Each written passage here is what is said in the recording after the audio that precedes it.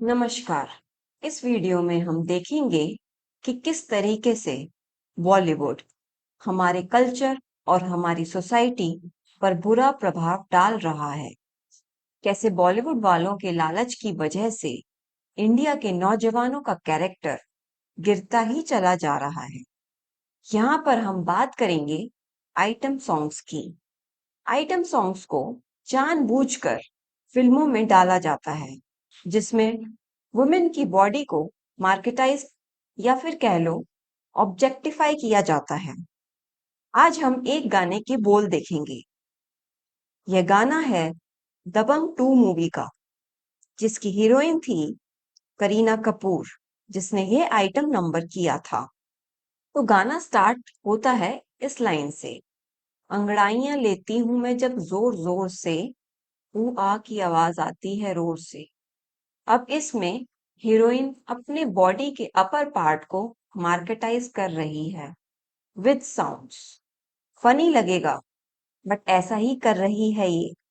Next line है, मैं तो चलूं इस कदर, मच जाए ये गदर, होश वाले भी मदहोश आए ये नजर।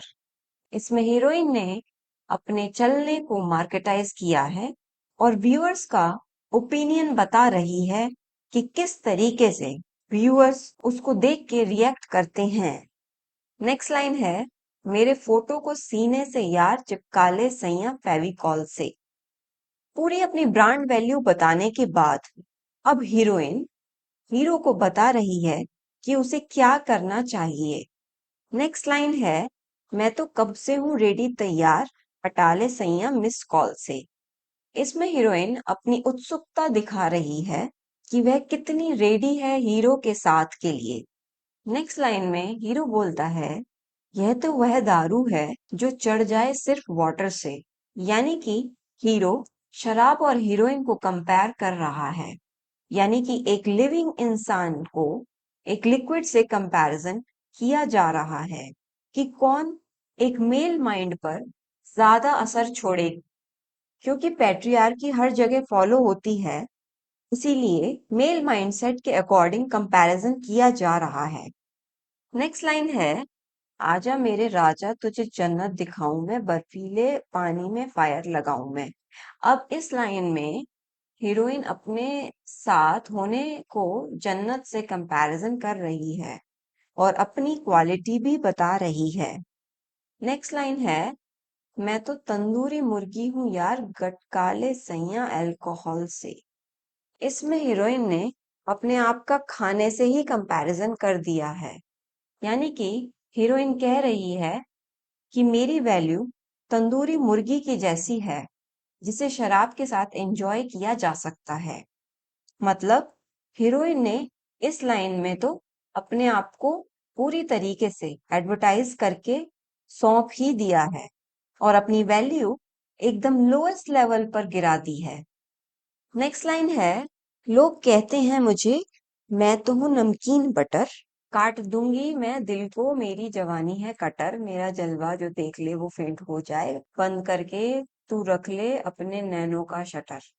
अब इस लाइन में हीरोइन फिर से अपने आप को एक खाने की चीज से कंपैरिजन कर रही है और दूसरों पर अपना इफेक्ट बता रही है।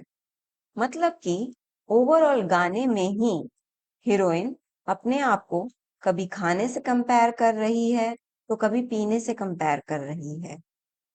यानी कि सेक्सुअल वैल्यू के अलावा हीरोइन को अपनी किसी भी वैल्यू का पता ही नहीं है। अब मेन बात यह है कि ये हीरोइन और फिल्म मेकर्स गाना बनाकर अपने अपने घर चले जाते हैं, पर जो इन गानों को देख रहा है वह व्यक्ति तो एक्टिवेट हो जाता है। अब जो शादीशुदा है वह तो अपने घर पर करता है, और जो शादीशुदा नहीं है और जिन लोगों के पास पैसा है वह किसी वैश्यालय में चला जाता है, और जो कुछ नहीं कर सकता वह अपने मन में करता है। या फिर कुछ लोग तो इससे आगे भी बढ़ जाते हैं और अपराध करने लगते हैं। इसीलिए सेक्सुअल हैरेसमेंट के केसेस इतने ज्यादा बढ़ते हैं। अब कराने वाला कोई और, करने वाला कोई और। और भुगतने वाला कोई और। ये कहाँ का इंसाफ है। गूगल के अकॉर्डिंग आइटम सॉन्ग्स के सबसे बुरे प्रभाव महिलाओं को वस्तु की तरह पेश करके और यौन उत्पीड़न यानी सेक्सुअल हैरेसमेंट को सामान्य बनाकर स्त्री द्वेष यानी हेट टुवर्ड्स वुमेन को बढ़ावा देते हैं। ये गाने जिनमें अक्सर कम कपड़े पहनी महिलाएं पुरुष दर्शकों के लिए नृत्य करती हैं, महिलाओं को उपभोग की वस्तु बना देते हैं। ये पितृसत्तात्मक मूल्यों यानी पैट्रियार्कल वैल्यूज को बढ़ावा देते हैं। यौन हिंसा सेक्सुअल वायलेंस के बढ़ते आंकड़ों में योगदान करते हैं और बच्चों की सम्मानजनक व्यवहार की धारणा को विकृत कर सकते हैं। यानी कि घर में अगर कोई बड़ा इस तरह का व्यवहार कर रहा होगा तो बच्चे भी महिलाओं के प्रति सम्मान नहीं रखेंगे। मनुष्य या कोई भी जीव को कभी भी खाना और सेक्स सिखाया नहीं जाता क्योंकि वह इनबिल्ट नेचर में ही होता है। क्योंकि प्रकृति एक्सपेंशन के प्रिंसिपल पर काम करती है और उस पर भी अगर कोई इस तरह के गाने बना रहा है तो वह बस आग में घी डालने का काम कर रहा है। अब यह आग वह आग है जो उसके घर को तो नहीं जलाएगी पर बाकी सारे घरों को जला देगी और पता नहीं कितनी ही लड़कियों की जिंदगी खराब कर देगी। इन गानों को देखकर एक आदमी के अंदर ऐसी निराशा पैदा की जाती है कि जैसे उससे पता नहीं क्या ही छूट गया हो। यानी कि a kind of FOMO, that is fear of missing out. और वो वह कर ले तो पता नहीं उसे क्या ही मिल जाएगा। अरे जिन्होंने कर रखा है उनसे पूछ लो, मिलता यहाँ किसी को कुछ भी नहीं है। खाली हाथ आए थे और खाली हाथ ही जाना है। महिला सोसाइटी की फिजिकल वीकर सेक्शन होती है मेल के कंपैरिजन में, और इस गाने के अकॉर्डिंग एक वीकर इंसान अपने आप को स्ट्रॉन्गर इंसान के सामने क्यों ही परोसेगा जबकि उसे पता होगा कि यह सारे भेड़िए बन जाएंगे। यह बात तो लॉजिकली भी इनकरेक्ट है। तो फिर यह आइटम नंबर का जो लॉजिक है वही गलत है। ऐसी औरतें जिन्हें ऐसा काम करना पड़ता है उनकी भी कोई ना कोई मजबूरी होती है या फिर उनसे जबरदस्ती करवाया जाता है। तो किस माइंडसेट से यह गाने बनाए जाते हैं जबकि एक्चुअल में सिचुएशन ऐसी हो ही नहीं सकती। कोई खरगोश कभी भेड़ियों के सामने जाकर ऐसा गाना गा सकता है क्या? सोचने वाली बात है। आपको पता है ये गाने मेल्स के चारों तरफ क्यों घूमते हैं?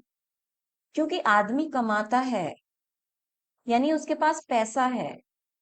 तो फिल्म वालों को वही बात बोलनी पड़ेगी जो उसको खुश कर सके जिसके पास पैसा है, क्योंकि वही तो पैसा देकर पिक्चर देखने जाएगा और अपनी फैमिली को भी ले जाएगा। थोड़ा दिमाग से काम लीजिए, थोड़ा कॉन्शियस होकर चीजों को समझिए कि आपके आसपास क्या चल रहा है, क्यों चल रहा है, उससे किसका फायदा होता है। यह सब चीजें सोचेंगे तो आप बच जाएंगे, वरना यंगस्टर्स का हाल तो आप देख ही रहे हैं। ओशो का एक लेक्चर है, होश ना हो तो जिंदगी चूक जाती है। इस लेक्चर को सुने और होश के बारे में समझें, यानी कि कॉन्शियस होने के बारे में समझें। एक जागरूक व्यक्ति की तरह जीवन को जिएं। दूसरों के बताए हुए रास्तों पर आंख बंद करके ना चलें, वरना गड्ढा कब आ जाएगा आपको पता भी नहीं चलेगा, और जीवन का समय कब खत्म हो जाएगा यह भी पता नहीं चलेगा। अब इसको स्पिरिचुअल कॉन्टेक्स्ट में समझते हैं। मनुष्य के शरीर में 7 चक्र होते हैं। नीचे के 2 चक्र फूड और सेक्स को रिप्रेजेंट करते हैं। 99.99% लोग इन्हीं दोनों चक्रों पर अपना पूरा जीवन निकाल देते हैं, यानी उनका जीवन फूड और सेक्स के चारों तरफ ही घूमता रहता है। इसके कारण उनके जो ऊपर के चक्र होते हैं वह कमजोर ही रह जाते हैं और जो जीवन हमें एक ऊंचा व्यक्तित्व प्रदान कर सकता था, वह पशु योनि में ही खत्म हो जाता है। जो लोग सिर्फ नीचे के दो चक्रों पर ही जीते हैं, उनके जीवन को पशुओं के जीवन से ही कंपैरिजन किया जाता है, क्योंकि पशु भी सिर्फ यही दो काम करते हैं। तो यह आपको डिसाइड करना है कि आपको फूड और सेक्स के अलावा भी कोई काम करना है या नहीं।